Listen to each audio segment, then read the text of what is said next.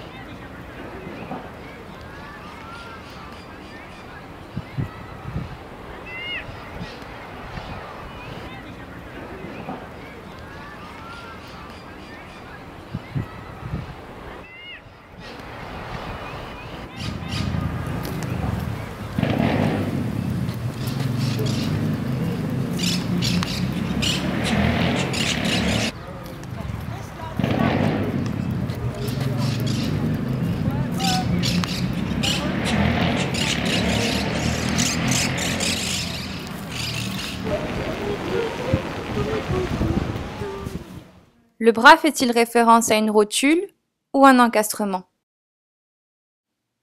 On parle de rotule lorsque l'on fait référence aux articulations. Dans ce cas-ci, le bras est positionné horizontalement et n'effectue aucun mouvement latéral. Lorsque l'on exerce une force F à l'extrémité du bras, une force de réaction répond à F. C'est le cas dans une poutre encastrée dans un mur.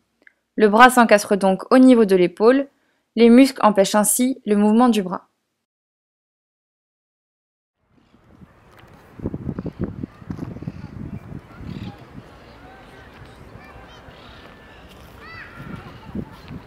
Nous utilisons plusieurs poutres de même longueur L, mais de diamètre différent. Nous exerçons une force F sur chacune des poutres jusqu'au point de rupture. Celle-ci varie donc d'une poutre à l'autre et d'un diamètre à l'autre.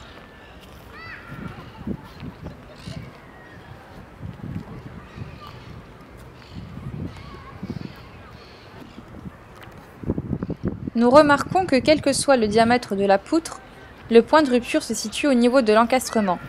Plus le diamètre est large, plus la force exercée à l'extrémité de la poutre augmente. Il est donc plus difficile de la casser.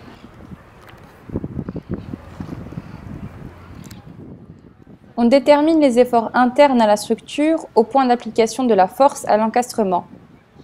On délimite un tronçon X sur la longueur de la poutre pour déterminer les efforts internes.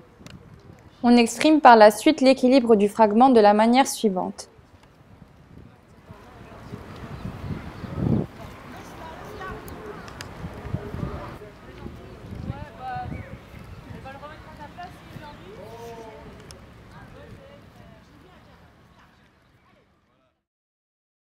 Le diagramme des efforts internes nous montre ainsi que l'effort tranchant reste constant et est égal à la valeur de la force P.